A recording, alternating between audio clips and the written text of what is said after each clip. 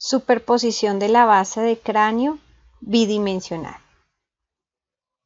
El propósito de este corto video es proveer a usted una información confiable y exacta necesaria para realizar la superposición de radiografías laterales usando un cráneo natural y estructuras de referencia de la base de cráneo. Al final de esta presentación debe ser claro para usted por qué las superposiciones son necesarias, qué representan y, lo más importante, cómo se realizan.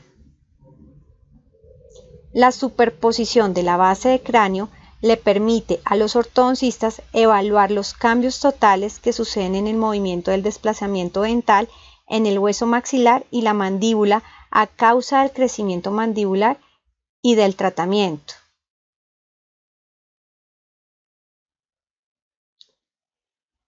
Para determinar los cambios esqueléticos o los cambios dados por el tratamiento, los ortodoncistas deben sustraer los movimientos del diente encontrados en la superposición del maxilar superior y de la mandíbula, de los cambios totales encontrados en la superposición de la base de cráneo, debido a que el primer paso de las superposiciones es realizar la de la base de cráneo. Para realizar una superposición precisa de las radiografías laterales, usted necesita usar estructuras que no cambien o no crezcan con el tiempo. La mayoría de cráneos y de estructuras de la base de cráneo crecen o se remodelan, por lo tanto no pueden ser tenidas en cuenta para ser superpuestas. Por ejemplo, la superposición de la parte posterior de la base de cráneo es problemática debido al crecimiento que ocurre durante la infancia y la adolescencia en la sincondrosis esfeno-occipital y la remodelación que ocurre en las superficies del hueso occipital y en la parte posterior del hueso esfenoides, incluyendo la pared posterior de la silla turca. En la parte anterior y media de la base de cráneo también hay un número de estructuras que han mostrado poco o nada de crecimiento después de los 7 u 8 años de edad, cuando la sincondrosis esfeno-etmoidal detiene su crecimiento. Después del tiempo, un número de estructuras, especialmente aquellas asociadas con el tejido neural, permanecen estables y pueden ser tomadas en cuenta para la superposición. Dos de las más importantes estructuras para la superposición de la base de cráneo son la pared anterior de la silla turca, que se encuentran debajo de los procesos clinoides anteriores, el cual es estable después de los 5 o 6 años, y la lámina cribosa del etmoides, la cual es estable aproximadamente después de los 4 a los 5 años de edad.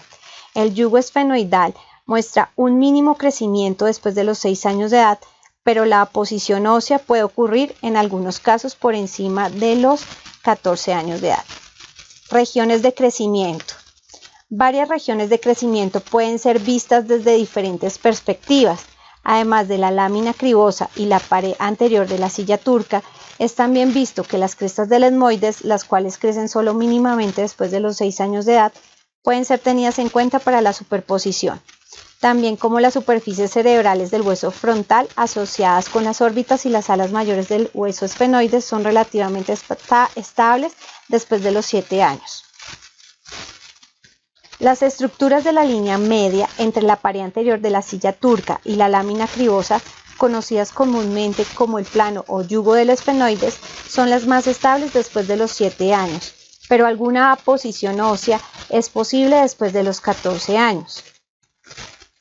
Todas estas estructuras pueden ser fácilmente identificables en la mayoría de radiografías laterales de cráneo. Inicia con una zona radiopaca que representa la pared anterior de la silla turca, desplazándose a lo largo de la superficie hasta que la pared anterior intersecta con la apófisis clinoides anterior. Este punto, denominado punto caminante o Walker Point, es estable después de los 5 o 6 años de edad y sirve como un importante punto de referencia para superponer. Mientras continúa entrando a lo largo del hueso esfenoides, usted debería conocer el plano o yugo esfenoidal, el cual es relativamente plano y se extiende hacia las alas mayores del esfenoides. Las alas mayores demarcan la separación de los huesos esfenoides y el hueso etmoides. Continuando más allá de este plano y pasando a las alas mayores del esfenoides, usted debería ver dos líneas radiopacas que divergen. Una usualmente diverge hacia la pared superior y la otra diverge hacia la parte inferior. La línea inferior, la cual algunas veces continúa con el plano del esfenoides, resulta difícilmente ser visible porque se encuentra demarcando la lámina cribosa del etmoides donde el bulbo olfatorio se encuentra. La línea superior representa la cresta del etmoides. Estas crestas deberían ser siempre visibles. La línea radiopaca más superior es visible porque está sobre el hueso etmoides. Esta representa las superficies cerebrales de la parte orbitaria del hueso frontal. Ellas típicamente aparecen algo desorganizadas debido a su naturaleza bilateral y a que son superficies desiguales. En resumen, las estructuras que se usan para realizar la superposición de la base de cráneo son la pared anterior de la silla turca, su intersección con la porción inferior de la apófisis clinoides anteriores, el plano o yugo del esfenoides y las alas mayores del esfenoides. En la parte anterior nosotros podemos tomar en cuenta la lámina cribosa y las crestas del etmoides. En la parte superior nosotros usamos la superficie cerebral de la parte orbitaria del hueso frontal.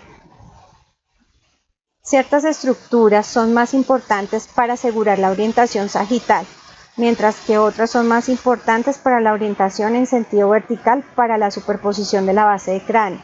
Las estructuras primarias para la orientación sagital son, primero, el contorno de la pared anterior de la silla turca y segundo, el ala mayor del esfenoides. Ambas alas, derecha e izquierda, son usualmente visibles. Intente usar una línea media entre ellas cuando sea posible.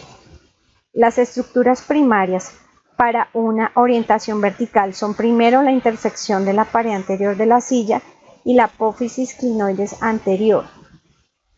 Y segundo, la lámina cribosa del etmoides.